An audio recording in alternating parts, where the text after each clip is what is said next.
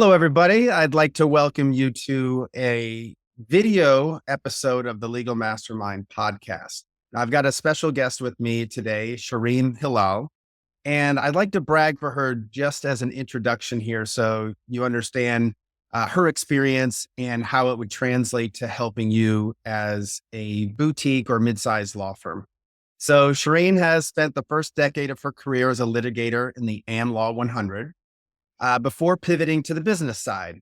She had the privilege of serving in several executive roles, ranging from the COO of a national law firm, where she increased profits per partner by over 30%.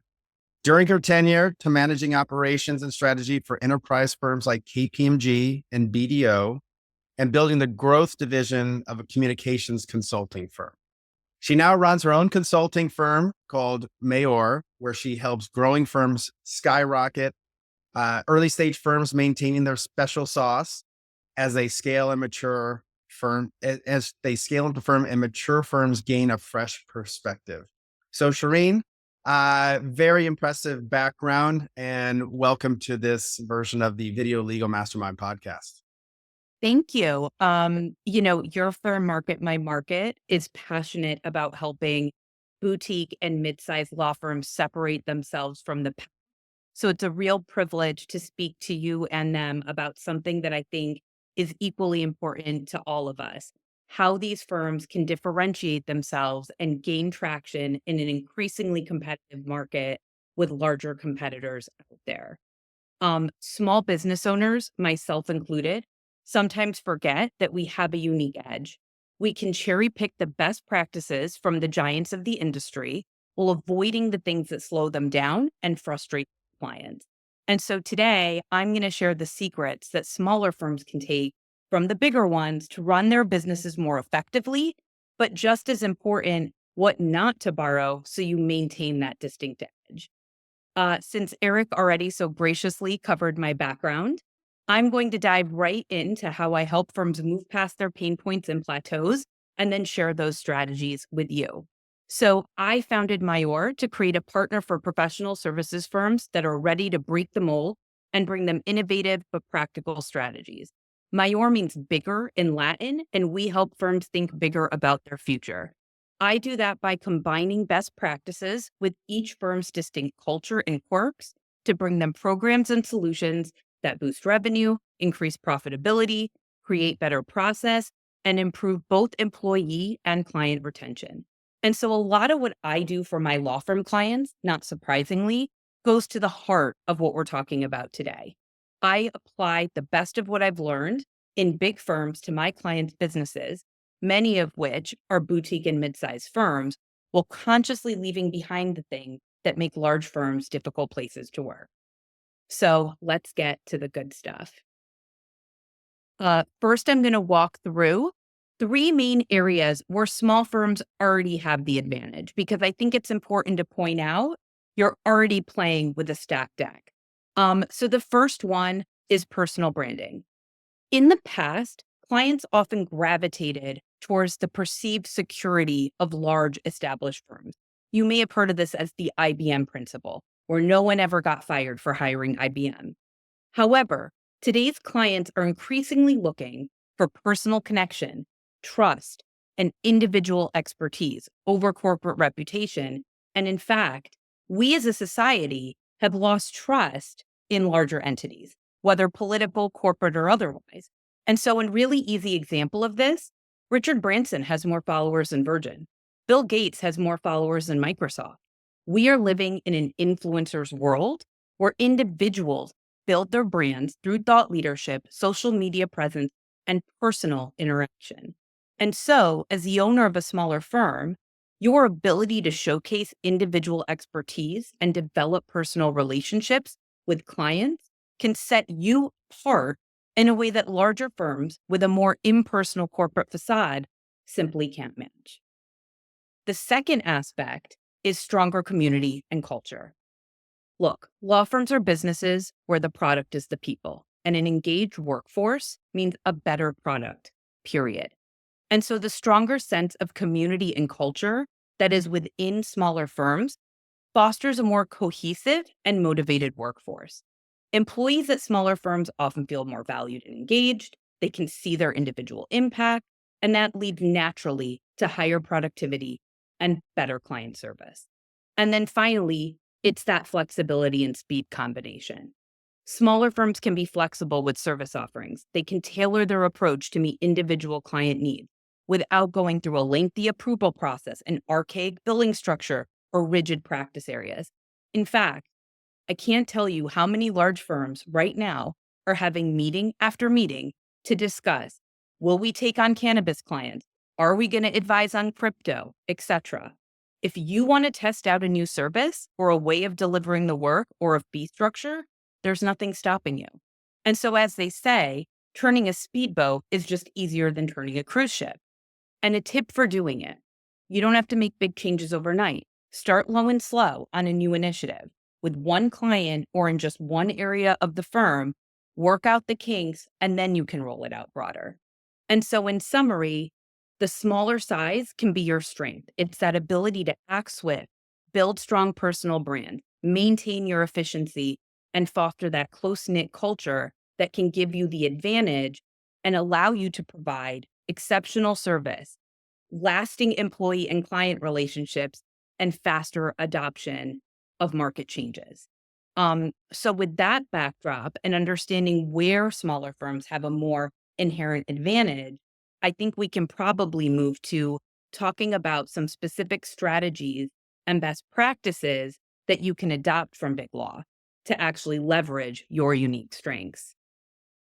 That's a great overview, Shireen. I think what you're really alluding to here is kind of the Goldilocks zone. There's the firms that are too small and they're inefficient because of their small size, and then there's firms that are too big where there's all this bureaucracy. Very quick story. When I first started working with law firms, I worked for one of the largest legal providers, and I remember at one of our national meetings, everybody says, look, there's all of our competitors are coming out with this video product. They've got this video product, and law firms are really starting to gravitate towards that. And during the presentation, the head of the sales division says, we have started working on our video product and will be ready to launch in 18 months, as if that was a good thing. So Yeah. that is a bloated system, lots of bureaucracy, tons of level. And I think you come from that experience of working from really large firms that do have advantages there, but can also really pass some of those advantages onto a smaller firm to get them in that Goldilocks zone.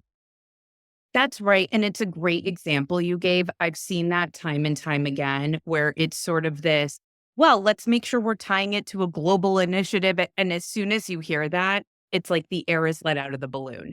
The market is already moving and you're probably not going fast enough. And to your point on Goldilocks, it's you can take now those advantages and now borrow some of the things that the big firms do, but sort of tweak them to work better for yourself. And so the first one I'll kind of name in that regard is systemic process. And so firms don't need a ton of process when they're small, but then they scale and they sometimes make the mistake of leaving important things to chance. And so, for example, your revenue is the lifeblood of your firm. And I'm guessing great service is the cornerstone to maintaining your revenue. And so having a way to define what great service means in real life is critical. Have an established way of handling billing issues or write offs and create a real accounts receivable process. What are we doing when something's 90 or 60 days past due? So you don't have to micromanage, but provide clear guidance and support to your teams so they can be successful. And so, kind of taking that example of great service, I might ask a firm, okay, you say you have great service. What hiring criteria do you use to ensure you're bringing on employees who have a service first mindset? Do you set expectations on how fast you expect everybody at your firm to return a client call or email? Have you trained your attorneys on how they should handle pushback to a bill or other issues that come up? If the answer is no, you may want to think about how you're actually putting process around the promise. The next one is driving innovation. This is one of my favorites. You do not have to be huge to have an innovation program. And in fact, most of the best ideas come from the people in the trenches of your business's day to day, not the boardroom. And so you are probably more in touch with your frontline employees as a smaller or medium sized firm than a management committee of a large law firm is with theirs. You can always establish a hackathon or a Shark Tank style program, provide incentives or recognition. And aside from formal programs, just explicitly have a culture of innovation where you encourage new ideas. That's half the battle. And so, an example there might be it's as simple as giving somebody who came up with a good new idea a small spot bonus. It could be a $250 Amex gift card and congratulating that person on your next all hands call so others can see innovation is rewarded at this firm. The next tip, oh, go ahead. Oh, sorry, I just had a quick question on that because I think part of what you're talking about is the firm growing and the hiring process, and I'd love to get your thoughts on. So, if you're, let's just take an extreme example, you're a solo attorney, and you're deciding to grow. I mean, the way I look at it is that first hire is the most important hire. It needs to be a 100% fit. And if you extrapolate that out to several years where you're hiring your 20th person, you still want that person to be good, but if it's not a great choice, it's not going to have as dramatic of effect on your law firm.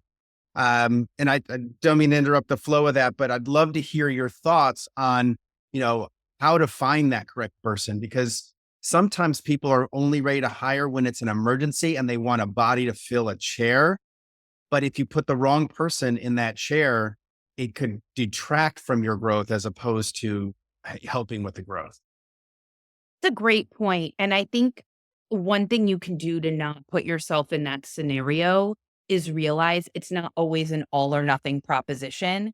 There are a lot of more flexible resources out there. And so, whether that is getting contract attorneys, or I know a boutique law firm that contracts the work out to small single shingle law firms. And we've just created a program where we've developed the way that the work product needs to look.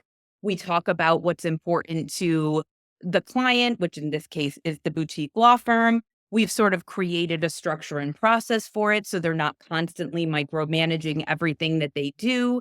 And we've figured it out so it's a nice workflow. And so that's a way that while they're not quite ready to hire more full time attorneys, they're able to still take the work, pass it off, and get it done at a reasonable rate. And so I think it's also be creative so that you're not stuck in that, it's now either full time hire or I don't have anybody to help me at all. Yeah, I think that's a great point. There's so many unique challenges today for smaller boutique law firms, but there's also more options than they've ever had. What you Right. just mentioned is like, don't feel in a pinch to hire somebody full time if you don't have time to vet a proper person. Use the tools, use all the advantages out there for a fractional, someone who could work for you part time, and, you know, having the whole world at your fingertips with the internet, you could find that person to fill in, and it won't be if it's the wrong person and they're just consulting, it's not the end of the world. That's right. And then in terms of the full time hires, something you can do that's helpful in terms of making sure you get that right fit person. Obviously, you can't always predict the future and tell exactly what somebody will be like on the job, but make sure you understand what your non-negotiables are. Make sure you're being really honest and clear about what are the best parts of working with you. What are the pieces that this person might struggle with, just so you're getting the right person that's able to absorb sort of the negatives, not just the positives. And also check references and be thoughtful about asking the right kinds of questions. No one's ever going to come out and say to you, um, Sally's no good. But if you ask the right question, which is more, I want to be sure Sally's successful here. What are the things I can put in place to make sure that happens? You'll get an understanding of whether the kind of platform this person can succeed on is the platform you can provide. And so it's little tips and tricks like that that can be useful too. Great. Those are all great points.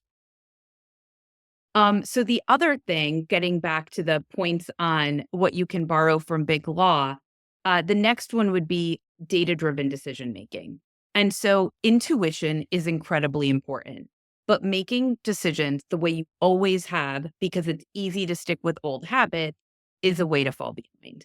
And so think about how you can use data to inform your decision and specifically choose a few metrics that matter to you, track and adjust in real time.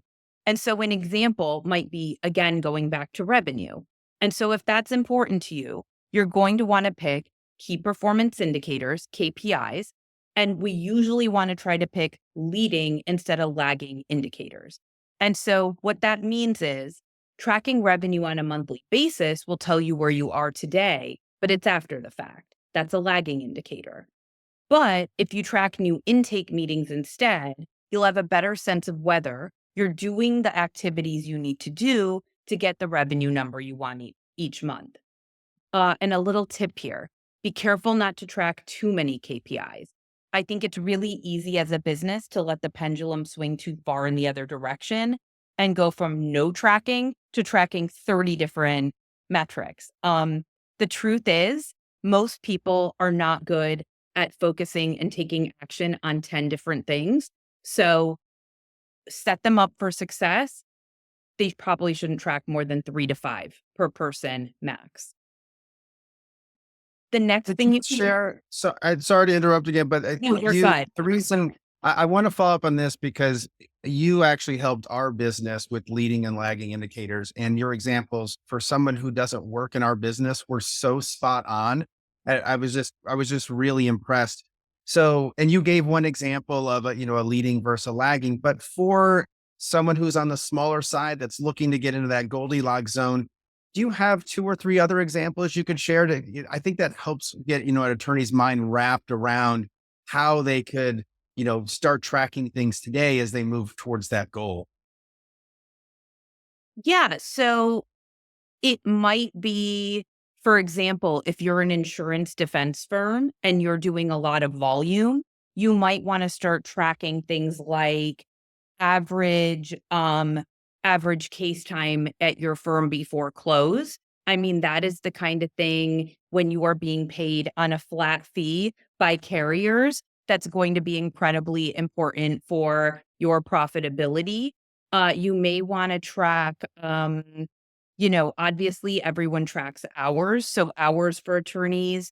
Um, Other things are like marketing activity, of course. I think it's easy to wanna track the result, but these things often take a long time, and marketing is, I think of it a lot as going to the gym, right? You don't go today and get a six-pack tomorrow.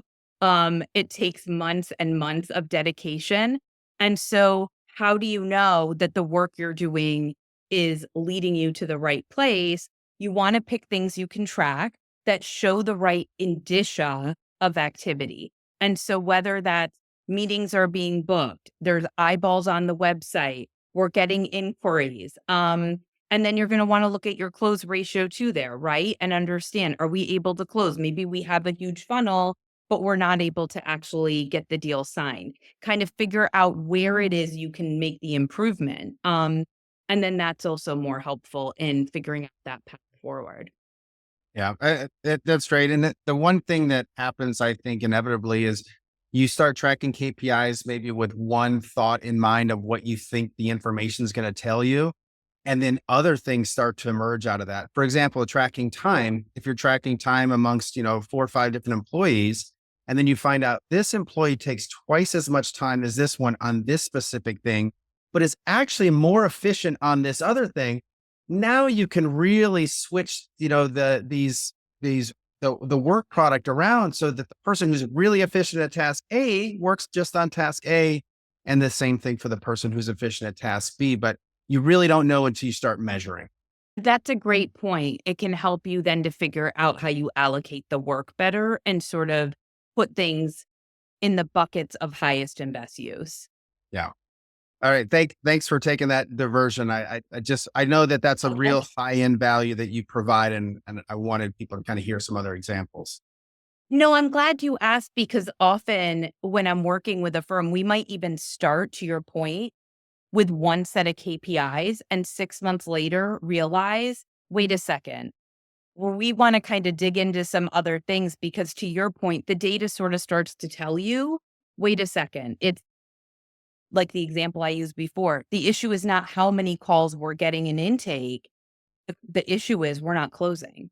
And so it's not a marketing issue, it's a pitch issue.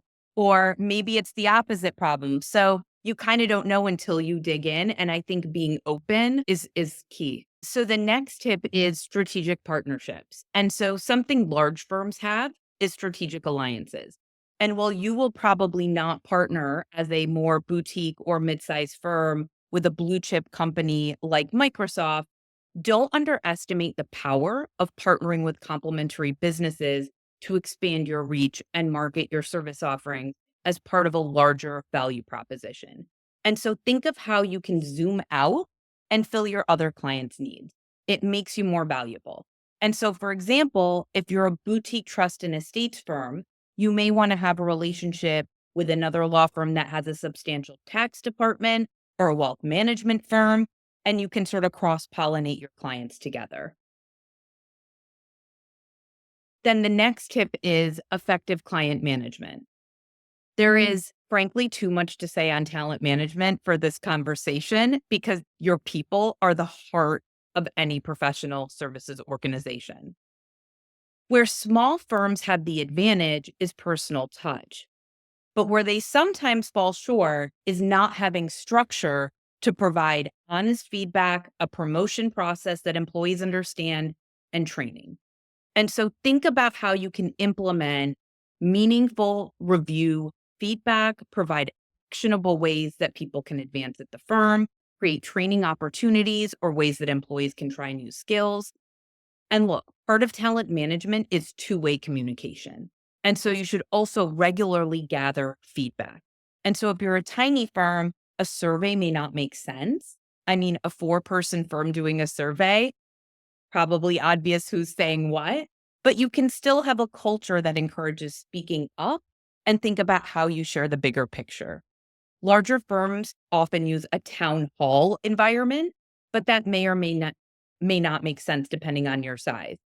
Just having a monthly all hands call where everybody has real line of sight into the firm's performance, understands the red lights on the dashboard, and knows the priorities for this month will help them feel invested and let them rise to the occasion. Another quick question on that, and I'll use a quick analogy, which is, people at this point are probably familiar with the love languages. I think there's four love languages. And I have heard this that employees also have kind of their own language of what they appreciate. Like some people want public recognition, some Yeah. people are motivated by money. And I know that sounds obvious, but I think some people are actually motivated by more responsibility. And I'm curious to know, if you have thoughts on that as how to figure out, let's just say you now are a firm of, 5 to 8 people. Is there a way that you can quickly identify that, Susan is financially motivated and Doug is motivated by public appreciation and, so and so is motivated by having, a bigger title and more responsibility? Are there ways that you can figure that out just by conversations or how would you suggest somebody going to motivate a person in a way that they like to be motivated? Yeah, it's a great question. And I think this is another place where a smaller firm has an advantage. So if you only have, call it 15 employees, there's no reason you can't know what everybody's motivation is and keep track of it in your head. Um, a lot of it is just asking. And so understanding, what do you want to get out of this? Is this a pit stop on the way to you going to grad school? Or do you want to open up your own shop one day doing XYZ? And if it's, I want to do something like you're doing, okay, well then let's go. I'm going to challenge you. I'm going to push you. I want to give you that experience. Whereas if you're somebody who's studying at night for the LSAT and planning on going to law school, I may have a very different way of how I want to your point, reward you, compensate you, a promotion may not be that meaningful to you if you're leaving in a year, right? And so it matters. And I think the first step, probably as trite as it sounds, is just to ask and then design your programs around the people. Because unlike a big firm that has to stay within very rigid lines, otherwise they lose track of what's a first year versus a fifth year versus you don't have to do that. You can actually build a firm that works for the people in it. Yeah, that's great advice. I think, I know this one of my weaknesses, I've been in charge of or part of hiring processes before. And I think I'm just too optimistic. And, when I hear someone, I believe everything that they're telling me. I'm like, oh, I love this person. I love that person too. Um, so would you have any advice to somebody who's trying to grow their firm? Would they obviously would have an enormous part in the decision factor if they're running the firm, but would they, if they're working with someone like you as a consultant, would you have them hire somebody, as a consultant to help with the hiring process? Because again, the smaller you are, the more important those first decisions are on who you bring into the firm. I personally do help some of my clients with that. So, what I help with is whether it's figuring out number one, to the point earlier, is this even a full time role? Or, by the way, do we want to test it? Maybe we hire part time help and see once the person's in, what do we really need? And how much leverage do we get out of these activities? And so, for example, marketing's one that I think gets very gooey very fast. You may bring somebody in part time, figure out what's really getting done, what you really need to happen. And by the way, there may be things you build and move past, and now you need a completely different skill set. So, I do help with figuring out, and I think consultants can be useful, um, with who do you actually need and what are your real options. The interview process, it is helpful sometimes to have that kind of more objective third party opinion. Um, I also sometimes do those reference calls because as we discussed earlier, it's sometimes the right questions aren't asked. Um, and so you don't really get to the heart of it. The other thing I love to do is a situational interview. And so after having the usual interview where you do the get to know and walk through somebody's resume, I love to have sort of a 1 hour workshop style interview where it's okay, here's a sample email. How would you deal with this? Here's an issue. What do you think about it?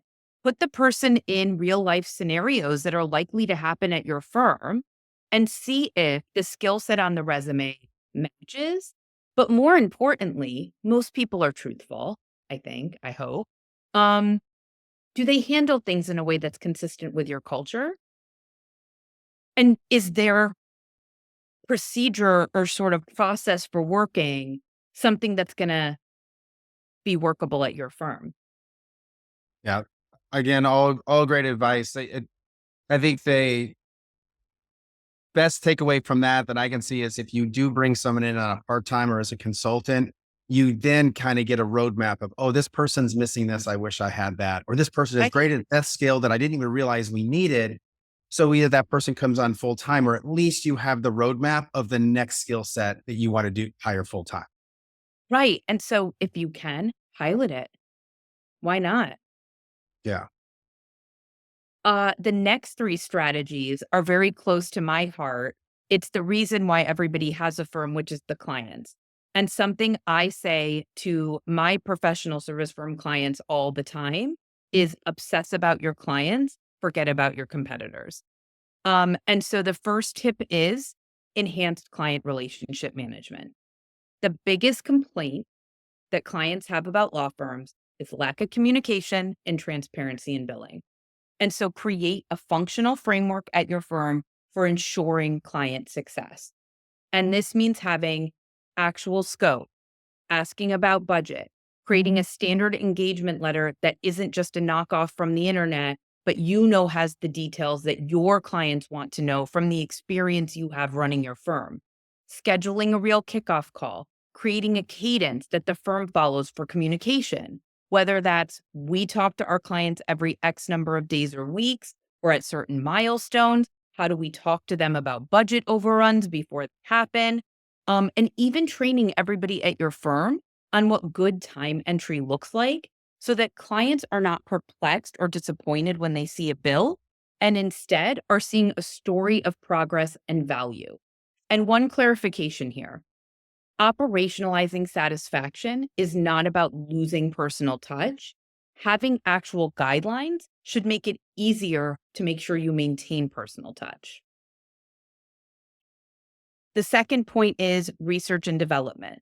And so, one thing bigger firms do is spend tons of time and money on attending a lot of conferences that their clients attend. They hire expensive firms to tell them about their target demographic and the total addressable market. But better understanding your clients and targets doesn't have to be an expensive or time consuming process. And there are more efficient ways to get that information. And so if you're a B2B law firm, meaning you serve the business community, instead of going to 10 expensive conferences, look at the agendas as they come out and just understand the topics that are getting airtime. And if you're a B2C firm, meaning you serve individuals, read online message boards, scan social media, and figure out other ways of being a fly on the wall to understand what your target demographic is focused on. The third tip here, and the last one, is client feedback. And so something bigger firms do is regularly gather feedback from their clients. But where smaller firms can go a step further is acting on the client feedback earlier and more often. And so if you can, use structured methods like surveys or feedback forms, or simply ask. I'm surprised by how many firms don't do postmortems and ask whether they've met expectations and what could have gone better at a engagement's conclusion. And if you're a B2B firm, consider maybe having a client advisory board. It doesn't have to be huge and formal. It can be as simple as choosing 3 great clients who fit your client profile that you take out to dinner or have an hour-long Zoom meeting with once a quarter and just understand what's top of mind and stress test some new ideas on them. So these are, I love your statement about obsess about the clients, not the competitors. I think that's great because if your clients are happy and your ears are open, you're going to learn how to get more clients, and competitors kind of fall by the wayside. So I have one key question, and I'm again going from personal experience in our business, but I feel like the initial time frame, whether it's the first week or the first month or first quarter that you have that client relationship, is by far the most important. And what I mean by that is if somehow you drop the ball in the first 2 weeks, I feel like all of a sudden, all this goodwill, all the excitement about that, this new venture is not just questioned, but the antennas go up. And now everything gets scrutinized from that. So with that in mind, do you put things in place so that the initial touch points with the client are as exciting and mistake free as possible in order to get that relationship started off on the right foot? Yeah, it's a good question, and you're spot on. I have a personal rule, which is by the time the first bill goes out, if I don't think I've given value that exceeds the monetary amount on that bill, shame on me, right? I think it's incredibly important, even if you're sort of in that assessment, figuring it out stage, that the client feels they're getting something that's worth it. Um, and so that kind of post-sale sale is equally as important. I would say, wait, Eric, I forgot your question. I'm so sorry. That's okay. So the question was the initial period of time when a Oh, client right. comes What can on. we be doing? Yeah, like what would you concentrate on? So Yeah. go ahead and start from the top. I think it's a great question and you're spot on. It's critically important that you show real value by the time the first bill comes out so that the client is happy to pay the bill and definitely knows that they've gotten value. And so a few things that you can put in place: have to have a kickoff call. Make sure there's real alignment, talk about the expectations, make sure the client knows what's happening next, and think about what's the thing you're going to give. And so, if, for example, you're in an assessment phase and you know that you're kind of in that fact gathering part of the engagement and there isn't going to be a lot of real results yet, maybe it's just giving them a very short memo of here's what's going on in your business and here's what we see in the market, just so you have a benchmark. Just even that shows we're thinking, we understand, we're working on this, and we know what we're doing, right? And so just always thinking of what you're going to do before that first bill goes out, as I think it's critical. Great. Thank you. And so now with those tips in hand, I'd love to share 3 ways that you don't want to emulate bigger peers and get bogged down. So the first is ineffective traditions just to keep up with the Joneses. And so look, you know what works and doesn't work. And big firms instinctually follow the pack and offer the same programs everybody else does because they have to. They have hordes of first year associates starting straight out of law school that want to see that you have the same list of amenities and programs as everybody else. Be better and ditch the activities that you know don't work. One easy example of this that I see all the time: most formal mentorship programs are not that effective. Senior people are voluntold to take junior people to coffee once a quarter, and not surprisingly, there is no deep bond that forms. And so if it doesn't work, don't waste everybody's time doing it. The second, avoid overly complex process. Innovation and process are sort of inversely correlated by nature. Process is designed to prevent error and mistakes, but it pushes out original thinking.